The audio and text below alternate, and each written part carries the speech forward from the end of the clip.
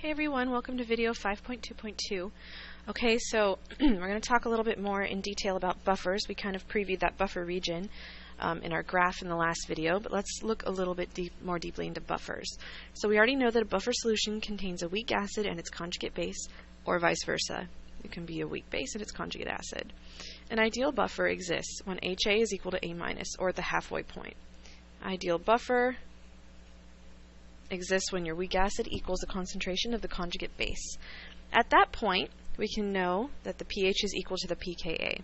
Remember the Henderson-Hasselbalch equation for buffers? This is something that you're going to be able to use in buffer systems. It's going to be useful to you. At the equivalence point, as we wrote on our graph in the last video, we have our products over reactants equals 1, so there our pH equals pKa. Before the equivalence point, our products over reactants is less than 1, so pH is going to be less than the pKa.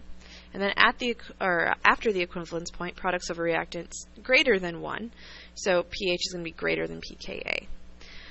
Let's look at an example and figure out how we can best make buffer systems. So example 2, we want to create a buffer with a pH of 3.74 using formic acid.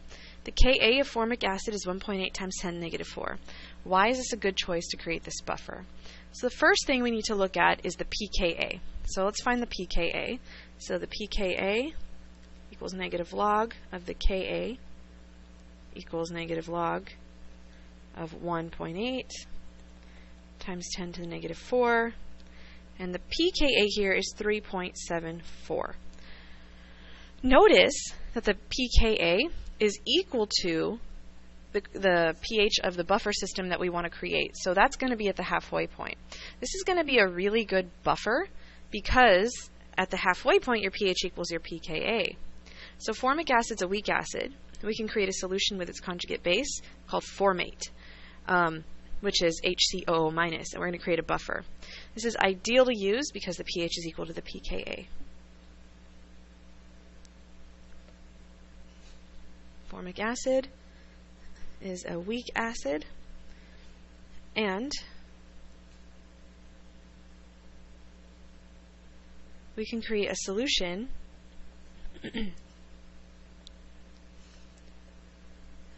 with its conjugate base,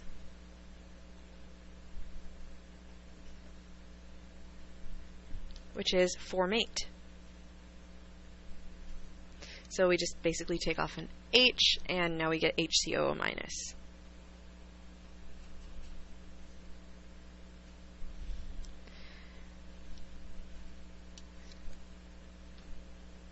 This will create a buffer.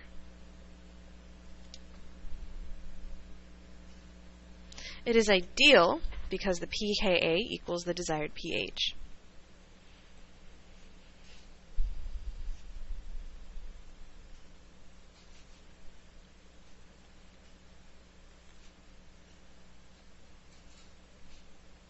So then you can have a buffer quite easily in that ideal range right in the middle at the halfway point.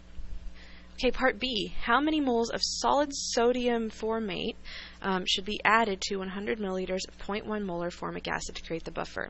Sodium formate here is just a source of formate, because when we have our net ionic equation, that sodium is just going to go off in solution, not really do much. So this is a source of HCOO minus. That's how you should look at this. And there's a sodium plus over there, but we don't care about it because that's a spectator ion, right? So this is our source of formate. Okay, so since the buffer is at its halfway point, we know the pH equals pKa. Therefore, we know the moles have to be equal to the moles. So the moles of the acid have to be equal to the moles of the base because it's half and half at the halfway point. So let's write that down.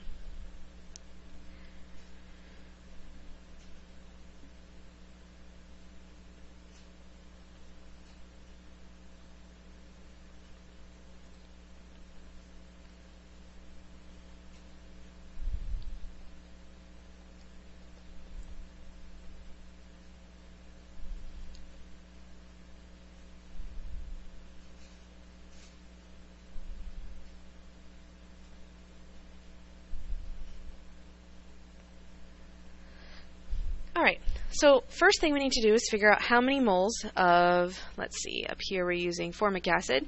How many moles of formic acid we have. So we have 100 mils and we have 0.1 molar. So we can just use stoichiometry to figure out the number of moles, sorry. So the moles of acid equals 0.100 liters, it's 100 milliliters, multiplied by 0.100 molar, that's moles per liter.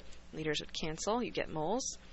And so I'm just writing it like this instead of using fractions to save space.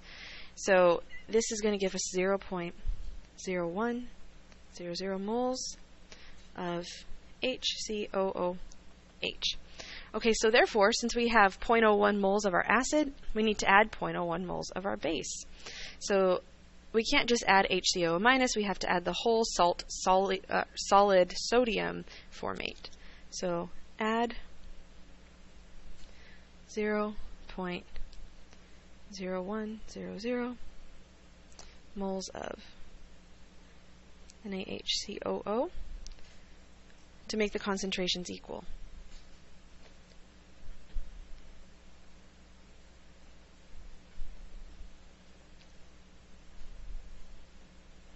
And now our weak acid equals our conjugate base. So the takeaway here is that the first way to create an ideal buffer is to combine the equal moles of the acid and the conjugate base, or the base and the conjugate acid, either way. So the first way, and you'll be asked about this almost always on the AP test. The first way to create an ideal buffer is to combine equal moles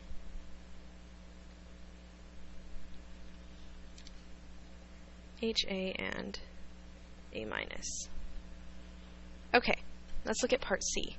What volume of 0.1 molar KOH solution can be added to 100 milliliters of 0.1 molar formic acid to create this buffer? So the second way to create an ideal buffer then would be to actually just titrate to the halfway point. So you can either add half and half so you get to the halfway point, or you can just have all acid, titrate it with a strong base, titrate to the halfway point. So a second way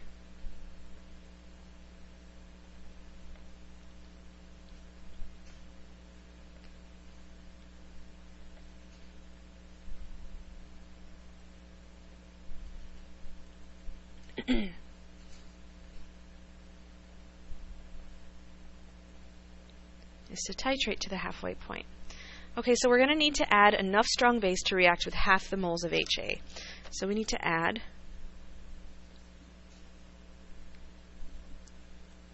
enough strong base to titrate exactly half the moles of our HA, our acid. Okay, and if you had a base here, you would add a strong acid to titrate. So to get to the equivalence point, again, is just our stoichiometry. So I'm going to write equivalence point. So remember, the equivalence point is to titrate all of our strong acid. So we'll get the number of milliliters that are required to titrate all of it and divide it by 2. So we have 100 milliliters of our weak base, and it's at 0.0 or 0.1 molar. So 100 milliliters times 0.100 mole formic acid per liter, so 1,000 milliliters. This is a 1-to-1 ratio. And we know this because we did this in our previous video, so we don't need to write our equation again.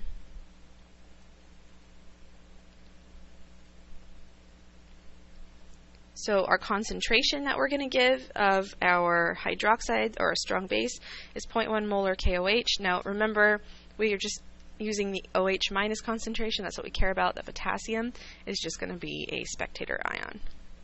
So 0.100 moles of hydroxide per 1,000 milliliters. And when you plug this into your calculator, you get that you need to add 100 mils of hydroxide, or 100 milliliters of KOH, to get to the equivalence point. Therefore, and these three little dots there, that means therefore, you need to add half of this to get to the halfway point. So you need to add 50 milliliters of 0.100 molar KOH. So add 50 milliliters, and that will titrate you to the halfway point, and that'll be your ideal buffer. Alright, last part, part D. Suppose we want to create a buffer with a pH of 4. So now we're not making it exactly at the halfway point. It needs to be shifted a little bit.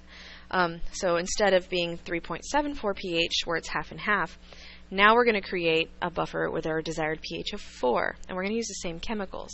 So we have 100 mils of 0.1 molar formic acid, and since this is a buffer system, we can use the Henderson-Hasselbalch equation. So remembering what that is, pH equals pKa plus the log of the concentration of your conjugate base over the concentration of your weak acid. And here, just a quick note, if your volumes of your acid and your base are the same, you can just use moles for this, because the volumes would cancel. So if volumes, this is going to save us some time, of HA and A minus are the same, we can just use moles.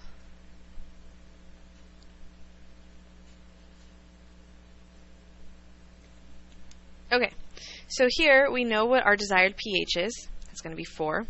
We know the pKa, 3.74. We don't know the moles of the A minus that we need to add, because that's what we're asked about, how many moles of that should we add. But we do know the number of moles of our acid, because we've calculated that in previous problems before on this page. So we're going to go ahead and plug everything in. So we want our pH to be 4.00. We've calculated our pKa to be 3.74 plus the log of, let's just go moles, not the concentrations. So the log of moles, HCOO minus, which is our conjugate base there, over the moles of our acid.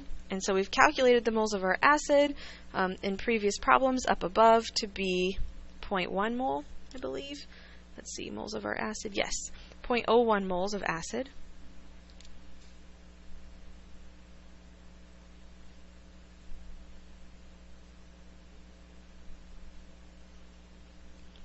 Okay, so basically this is X. So solving for this, actually go ahead and pause the video and I want you to solve this, and then come right back. Okay, so you should have gotten that your moles of HCOO minus are equal to 0.0182 mole. And so this is how many moles of your conjugate base you should add to get a pH of 4. Now notice this isn't to the halfway point, so it's not the most ideal buffer, but it's pretty close, and we need that pH of 4. So in summary, you have a buffer solution when your solution contains a weak acid and its conjugate base, or vice versa. That means it could be a weak base and a conjugate acid. It doesn't matter. Descriptively, a buffer resists changes in pH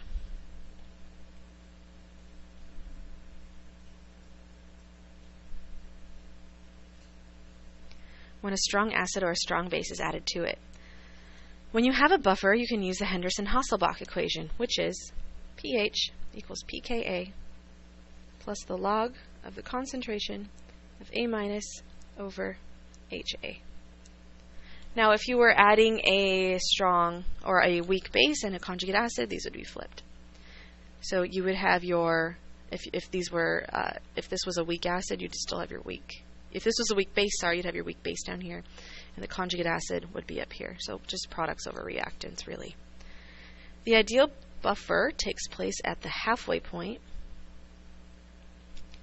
when the concentration of HA equals A minus At that point, we also know that pH equals pKa.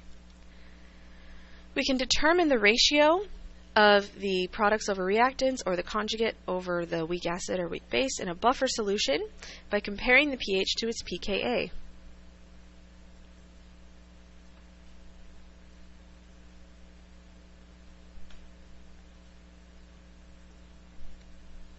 To create an ideal buffer, first select a weak acid with a pKa close to the desired pH, or exactly add it if you want to have a perfect buffer.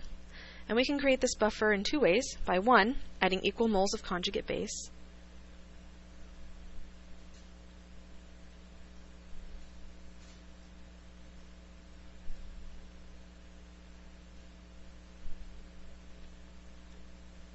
Or two, by adding half the moles of a strong base, or titrating to the halfway point.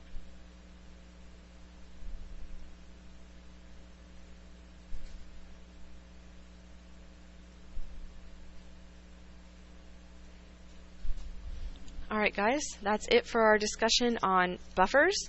Our next video will focus on some more specific titration issues. That's the end of video 5.2.2.